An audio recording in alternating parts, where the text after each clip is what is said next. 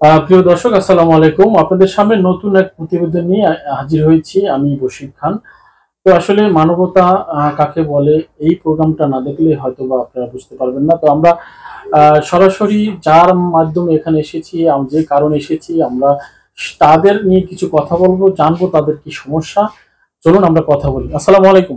ওয়ালাইকুম সালাম। আসসালামু আচ্ছা আলাইকুম। বোন, একটু যদি বলেন যে এই প্রোগ্রামে কেন এসেছেন বা কি কারণ, একটু যদি আমাদের এই দর্শকের উদ্দেশ্যে বলেন।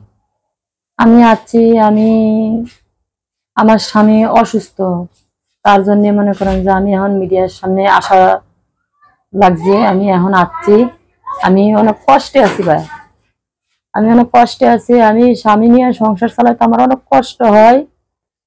আমি চলার মতো চলতে আচ্ছা, পারতেছি এই না, শুরু খাওয়ার থেকে আমরা মতো একটু খাইতে জানতে চাচ্ছি বোন পারতেছি যে না। কি হয়েছিল আপনার হাজবেন্ডের, এবং কেনই বা আপনি আজকে এই মিডিয়ার সামনে এবং এই দর্শকের সামনে একটু যদি শুরু করে বলেন। আমার স্বামী রাজমিস্ত্রি কাজ করছিল, জি। কাজ করতে যায় আমার স্বামী 10 নম্বর মিরপুর 10 নম্বরতে অ্যাক্সিডেন্ট হয়েছিল। অ্যাক্সিডেন্ট হওয়ার পরে বিল্ডিং এতে পড়ে গেছে। পড়ে যাওয়ার পরে আমি হালকা পাতলা যেটুকু পারছি, মানে মালিকে কোনো আমার সহযোগিতা করেনি।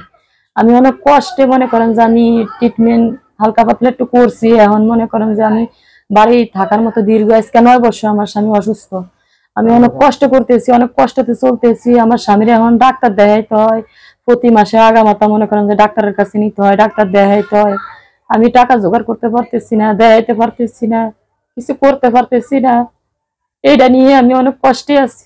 কষ্ট থাকার কারণে আমি প্রতি মাসে বাড়িওয়ালার কাছেও অনেক রুম ভাড়া দিতে পারতেছি না, কিছু করতে পারতেছি না। না করার পরে দিয়ে এখন বাড়িওয়ালা আমার লগে অনেক হয়েছে, গ্যামজাম করতেছে।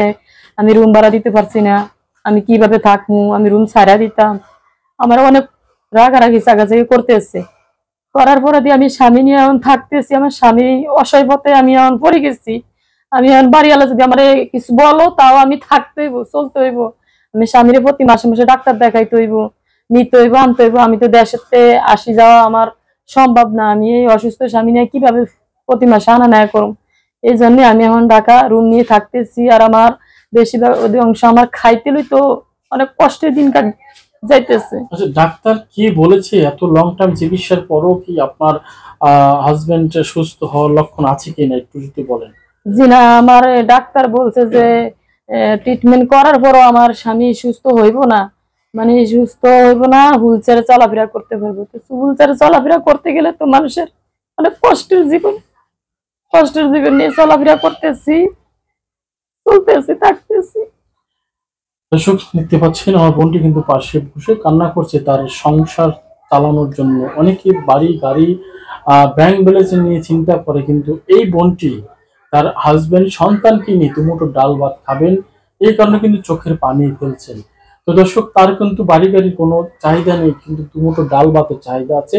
তো আমরা পারি না এই বোনটির চোখের পানি মুছে দিতে। দর্শক, আসলে এই যে 9টি বছর একটি সংসার অচল অবস্থায়, একজন কর্ণধার যিনি যে সংসারের কর্তা, তিনি যদি সংসার অচল হয়ে যায়, আসলে সেই সংসারটা একমাত্র যাদের সংসার অচল হয়েছেন তারাই কিন্তু একমাত্র জানেন যে আসলে সংসারটা চালাতে কত কষ্ট। দর্শক, আপনার সংসার আছে, আমার সংসার আছে। একটা দিন আপনি সংসারের দিকে নজর না দিয়ে দেখেন কেমন চলে আপনার সংসার, কিন্তু এই পরিবারটি 9টি বছর এভাবে চালাচ্ছেন, তো বুঝেন কি অবস্থা এই পরিবারটি, কি আছে এদের।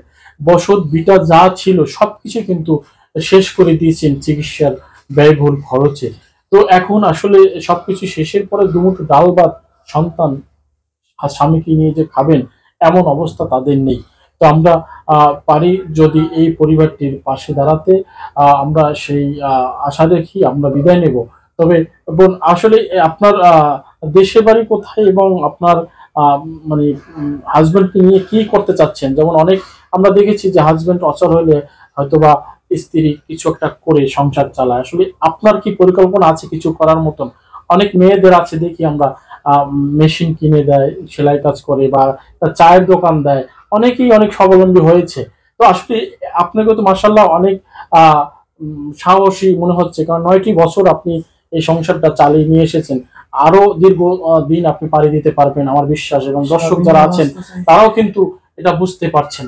তো আসলে এরকম কোনো অবস্থান করে দিলে কি আপনি সেটা সামাল দিতে পারবেন কিনা দর্শকের উদ্দেশ্যে? হ্যাঁ ভাইয়া, আমি মনে করেন যে যদি আমি আজকে 9টি বছর আমি অনেক কষ্টেতে চলতেছি, থাকতেছি, আমি এখন আপনার কাছে অনেক সহযোগিতা চাইতেছি আমার স্বামীর জন্য।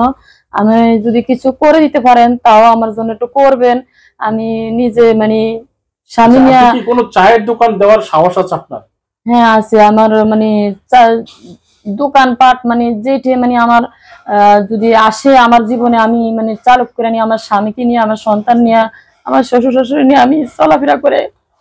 দর্শক, 9টি বছর, অথচ 1 বছর 6 মাসও অনেক স্ত্রী থাকেন না। 9টি বছর আপনি বুঝতে পারছেন এই সংসারে গানি টানছেন এই বোনটি। তো আমরা এই 9টি বছর তো শুধু কান্দার কান্দার জীবন নিয়ে চলতে, যে স্বামী নিয়ে, সন্তান নিয়ে, শ্বশুর শাশুড়ি নিয়ে কাঁদতেছি, চলতেছি। দর্শক, আমরা তার হাজবেন্ডের কিছু ছবি আপনাদের সামনে দিয়ে দেব, আপনারা অবশ্যই দেখতে পারবেন। তো আমরা আজকে বিদায় নিচ্ছি। সবাই ভালো থাকবেন, সুস্থ থাকবেন এবং এই প্রোগ্রামটি বেশি বেশি করে শেয়ার করে দিবেন, যাতে আপনার একটি শেয়ারের মাধ্যমে এই বোনের চাহিদাটা পূর্ণ হয়। দর্শক, টাকা পয়সা আপনার কাছে হয়তো বা নেই, কিন্তু আপনার কাছে আল্লাহ দুইটা হাত দিয়েছে, এই হাতটা দিয়ে অন্তত প্রোগ্রামটি শেয়ার করে দিবেন।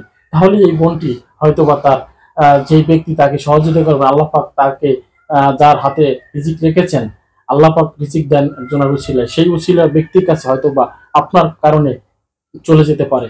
তো সবাই ভালো থাকবেন, সুস্থ থাকবেন। আল্লাহ হাফেজ। আসসালামু আলাইকুম।